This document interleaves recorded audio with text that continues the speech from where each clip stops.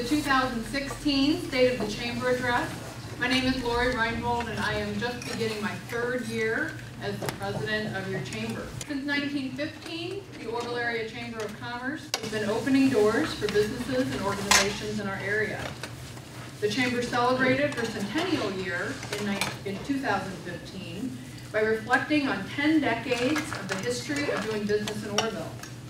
This series of articles was published monthly in Orrviews and was also posted to the chamber's website, shared with the hashtag OrChamber100 on Twitter and Facebook. At the chamber's annual dinner meeting in March, Founders Awards were presented to 4 businesses that were among the original 100 founders of the Orrville Chamber of Commerce in 1915. The annual meeting also gave nod to the past presidents, now term chairman, of the Chamber Board of Directors and former chamber staff. In July, we celebrated Founders Day with an open-door party at our office, with a breakfast before business and an official cake-cutting event. Representatives from Ohio Governor John Kasich's office and Ohio Secretary of State John Husted's office were in attendance at our celebration. A proclamation from the City of Orrville was delivered by Steve Wheeler, the Director of Safety Services. The Chamber spent much of 2015 reflecting and noting the milestones of the past 10 decades and the contributions of those individuals who shaped our Chamber into what it is today. At this time, I'll shift the focus from the past to the present and share with you the strategic priorities that have been set by the 2016 Board of Directors. And I'll start by introducing our Executive Committee. Chairman of the Board, Tom Brenner. In addition to providing leadership to the Executive Committee and oversight to all of our Chamber committees, he serves on the Chamber's Finance Committee, and he is also my boss for the year. As the President of the Chamber, directly reports to the Chairman of the Board. Our first Vice Chair is Jennifer Kessel. Jen serves on the Chamber's Human Resources Committee and will be charged this year with reviewing the staff job descriptions, establishing criteria and procedures for annual staff performance reviews. Our second Vice Chair, Vince Tricomi. Vince is chairing our Chamber's Membership Committee this year. Our past Chairman is Mike Hinkle. Mike serves on the Chamber's Finance and Human Resources Committees. There are a total of 16 directors on the Chamber Board. Those serve for 3-year terms with the option to renew for a second. So you may have noticed that I mentioned every board member serves on a chamber committee. This is an expectation that was established in 2014 that all members of the board of directors either chair or serve on one of the chamber committees. There are also many opportunities for chamber members to serve on most of our chamber committees. The only exceptions to that are, of course, the Executive Committee, the Finance Committee, Human Resources, and the Building Committee are all exclusively made up of members of the Board of Directors. The Membership, Marketing, Workforce, and Community Committees, and their subcommittees, welcome the participation of any chamber member who has an interest in those areas. Remember that when your employer pays membership dues, they're not only paying for their company, your company to be a member, but for each and every employee of that company is a member of the chamber. Sometimes that gets lost in translation, and there are folks that are employed in town that don't realize that they too are members of the chamber, and we welcome all of your participation in the various committees and subcommittees and different tasks that are available. In October of 2015, the Chamber Board met for our annual planning meeting. The result of that meeting was the creation and adoption of 6 strategic priorities for 2016. Membership engagement. First and foremost, the Orrville Area Chamber of Commerce is a membership organization, and it operates on the premise that the success and prosperity of individual businesses and organizations largely depend on the continued growth and development of the community. This is what our founders believed in 1915 and what continues to guide us today. In 2015, we welcomed 33 new members to our chamber, And we grew our total membership to a total of 295 members. We're currently in the membership renewal cycle, and we are confident that our membership will exceed 300 for the first time ever in 2016. This growth is significant because membership investment dollars, or membership dues, is the largest source of revenue for our chamber. The more members that join and the more dollars the organization means more dollars that the organization has to work with to use towards the work of our chamber. The membership subcommittees for the year are listed on the screen. These individual subcommittees will each be charged with some specific tasks this year. The first, to work on membership policies and procedures, outlining and defining what those are. Networking and engagement, such as Chamber 101, which is a chamber orientation specifically designed for new members, but we found within the past year that there are individuals that are members of chamber company that are not familiar with what the chamber does. So we invite anyone that would like to know more about what the chamber has to offer and opportunities for you to participate to attend one of 3 of the Chamber 101 events that will be held throughout the year. Our Breakfast Before Business series have been very well attended. Typically have 40 to 50 people or more, and we encourage you to come for that quick way to network with lots of different people, find out about a different resource in the community, and just start your day off with good business conversations. This committee will also look at volunteer service to the chamber, ways that maybe you don't have time to commit to serving on a committee, but would be interested in volunteering to assist with a particular event. And finally, in that category, our new Chamber Ambassador Program. We currently have 15 Chamber Ambassadors, and this is an opportunity for, especially for young professionals, to volunteer to help with various chamber events, help to build their network, strengthen their connections with each other, learn about the chamber, and also to help us out. And finally, for our membership committee is something new that I'm calling the Chamber Experience. An onboarding program for our new members to make sure that throughout their first year of membership, there's certain things that we make sure that they are aware of and engaged in, different touch points, if you would, to acclimate them to the chamber and to make them feel welcome and connected. And also an Orrville orientation for new employees. We have lots of people that work in Orrville that perhaps are from another community and are just not familiar with the layout of the town. And this is a service that the chamber office has provided for chamber members for a while, though it's by request, and we certainly haven't promoted that to the degree that we probably should have. So I want to make sure that we do that this year and make sure that we are helping you to acclimate your employees to the community.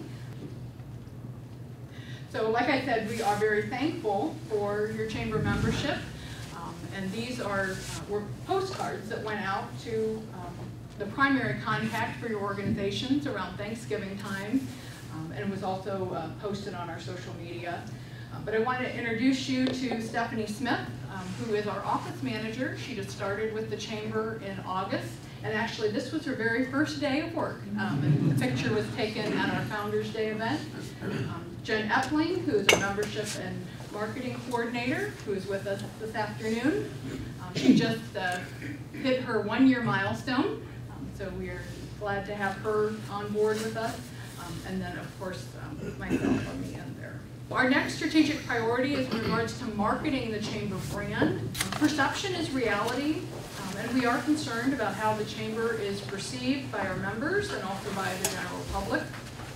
Subcommittees for this area include branding, web development, and social media.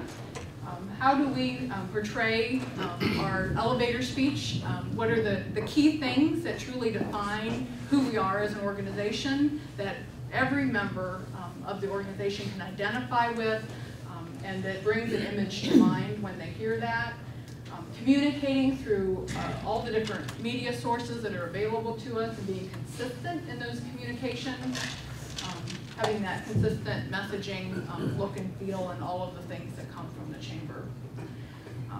Additional subcommittees are a special events committee that is currently working on planning our annual dinner meeting. And there will also be an events committee that will come together to plan our annual golf outing, which is always held in the fall. A promotions committee to focus on visitor attraction, how we welcome visitors into our community and connect them with local services and resources. Shop Small initiatives for our local retailers, and our annual Home for the Holidays event would be part of that group's responsibilities. I invite you to follow us on social media. The Orrville Chamber can be found on Facebook, LinkedIn, Twitter.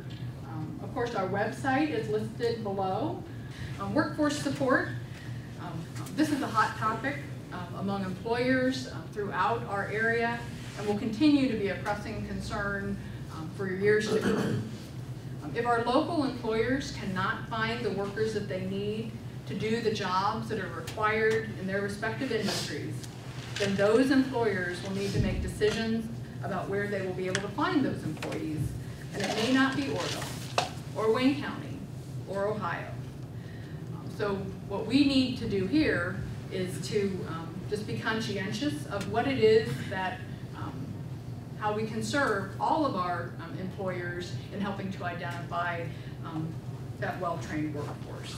So the Chamber has partnered with Heartland Education Community to identify things that we as a local community can do to address our workforce issues.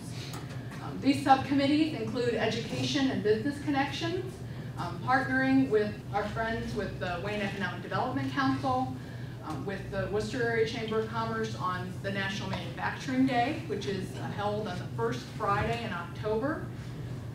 Our career experience and internship opportunities, which the schools are now required to offer career connection curriculum, K through 12, and an educator experience, which is kind of coming out to look like what we do with National Manufacturing Day for the students, but to do it for teachers, and to have teachers, guidance counselors that are working with our students actually have that experience in going into our industries and seeing what the work is that's being done here locally. Talent attraction is another subcommittee. Lots of our employers go to job fairs throughout the region, providing some pieces that can go with them to help market Orrville. It amazes me, and perhaps it should not, that there are individuals in our surrounding counties that are unsure of where Orrville is, or have never heard of it. So when a job opportunity comes up and you find out that the job is located in Orrville, there are folks from Summit, Medina, and Stark County that like, well, that must be in the middle of a cornfield somewhere, so I will look to going somewhere else. We want to make sure that Orrville is top of mind, that it brings an image of lots of opportunities and a great place for employment and professional development and growth. Workforce readiness is another subcommittee.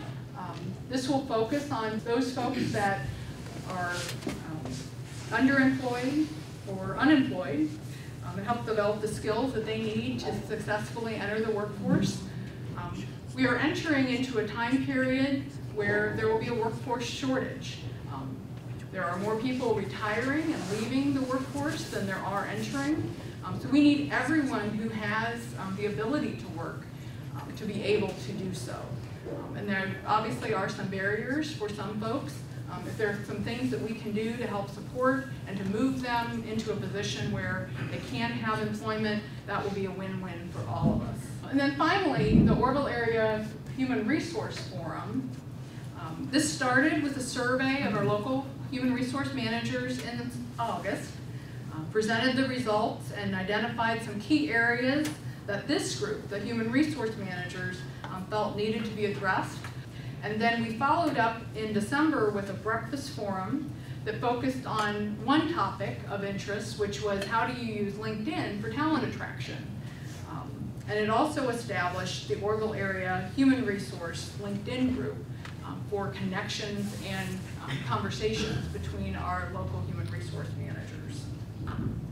So the HR Forum is aimed to educate and connect Orrville area professionals that have human resource responsibilities. And we have decided that there will be a monthly educational series. These are breakfast forums from 7:30 to 9 on the dates that are listed there. So we're very excited about bringing all of our local human resource managers together to engage in discussion, to share their frustrations and issues, but also, most importantly, is to give them tools that create action. Our community development strategy, the Orrvision Task Force will be launched in 2016. This is something that's been on my personal list for a while.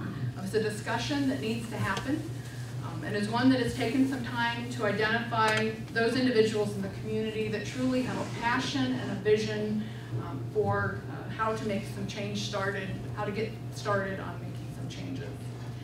We first need to define who Orrville is, because we may not be who we think we are. Or we may have differing ideas as to who we are based on the perspective from which we come. In our chamber planning session in October, we identified at least 4, and there are perhaps more, different perspectives that people come to Orrville with.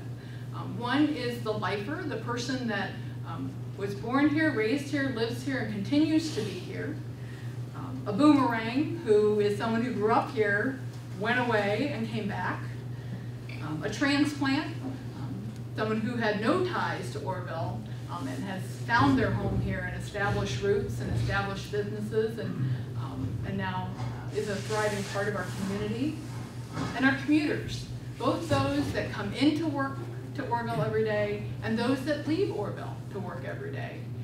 So whichever perspective you come from then shapes your view on what Orrville has to offer to you. Next is the community development. We have housing issues for different populations of people, especially apartment housing for young professionals. And the third place, if your first place is your home and your second place is your work, where do you go? And what are the third places in Orrville? Where are those extra places that people go to hang out? And what are the reasons that people visit? So this will be a conversation that will get started, and I'm not quite sure where it all will go, and that will largely be up to you, the members and the community, as to where we take that. Community wellness is listed there, and this is one that actually had Jumpstart, thanks to the visionary leadership of Dr. Andy Newmoff and the Growing Healthy Habits Coalition that was formed a number of years ago. This was rejuvenated in 2015 with the introduction of Orrville Walks. Orrville Walks took place every Thursday from May through September. A walking loop was developed throughout the downtown area, all the way out to Crown Hill Road and back. Businesses were weekly sponsors, had prizes and incentives, and there were special Orrville Walks deals, such as the one featured here, which was a partnership with the Orrville Library. Show your library card at various businesses, and you could receive something, a discount or a special offer throughout that time. So it made a fun way for people to get out and about in Orrville during the summer. So our fifth strategic priority is organizational capacity. This falls to the Human Resource Committee in looking at our staff, how do we develop the staff, grow that component, and also measure the performance. Chamber operations, which includes the development of an operations manual for the organization. Implementation of Chamber Master, which is a CRM product to help unite all of the various databases that the Chamber uses to do our work and to communicate with our members. We currently have very disjointed systems, bringing all of those together so that we're able to be more effective in communicating and tracking our communications with all of our members. And the final item there, to participate in ACCE benchmarking research. ACCE is the American Chamber of Commerce Executives Association. They provide some really great benchmarking tools where we can enter in data about the Orrville Chamber and then benchmark ourselves against other chambers our size, in our region, or across the country, as a way to measure our effectiveness and to help to improve the things that we do and how we operate. So the final item on our organizational capacity is facility renovation. In October of 2015, the Chamber Board approved funds for a building committee to work with an architect to develop a renovation plan for the Chamber's office on 132 South Main Street. This building was constructed in 1974. Very little has been done over the past 40 years to improve the facility. Deferred maintenance of our HVAC and our plumbing systems are pressing concerns as the equipment is faltering and our water heater started to leak earlier this week. The Chamber Board expects that final architectural drawings to be in hand over the next month, and then the project will be moved to a bidding process in the spring. So that brings me to our final priority, which is financial stability. The facility renovation will require a fundraising campaign. That will be conducted in partnership with the Orrville Area Development Foundation. We adopted operating reserves and investment policies in 2015, but those still need to be implemented. And then finally, the board will be working on truly aligning our financial resources with our priorities to make sure that the things that are most important and the work that is most important to our organization and to the membership are the things that are our financial priorities as well. Another avenue to that financial stability is to take a look at our non-dues revenue. Revenue that is generated that is not tied to your individual membership investments. These are services that businesses need or that can take advantage of. And currently, the non-dues revenue is $4,000 annually from those of you that are participating in these different partner programs. So I just want to raise awareness that it does make a difference. So if you are looking for a group rating program to be a part of, CareWorks Comp is the Orrville Chamber's partner in that. If you're looking for where you purchase your office supplies, Independence Business Supply is an Ohio-owned business supply company which offers office supplies and other items that you would need in different facilities. They deliver directly to Orrville twice a week. ServerSim, which is technology support that provides computer maintenance and support to small businesses. That's their target.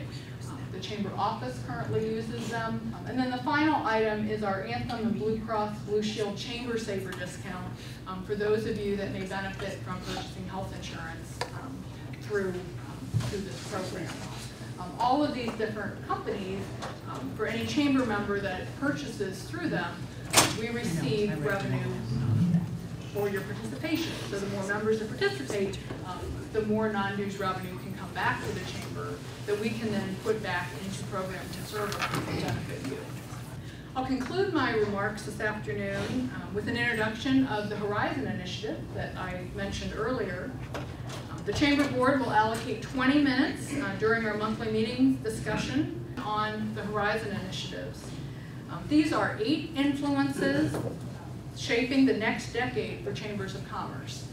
These were identified by the American Chamber of Commerce Executives Association as things that every chamber, regardless of size, location, and service area, that will affect us locally over the next decade. Many of these things are things that align with the strategic priorities that we have currently identified, but that we need to look forward as to how these different areas will influence our chamber as we move forward into the next decade. So by having these conversations as part of our board meetings every month, when we reach our October planning session, then the work can begin. And we will have a foundation for the development of a strategic plan for the Orrville Area Chamber of Commerce. If you've been affiliated with the Chamber for a while, I ask you, when was the last time that you saw a strategic plan for organization? It's been quite some time, because I cannot find one, and no one that I've talked to remembers having one. For our organization to truly move forward, we need to think beyond a year. We will not be making a 10-year plan. The information that comes with these different initiatives certainly warned us against that. Things change quickly. Our world changes quickly. But to look at a 2 or 3-year strategic plan to help us have a vision for where are we moving as an organization, what are the things that we need to be thinking about to prepare for, to best position ourselves for success in the future.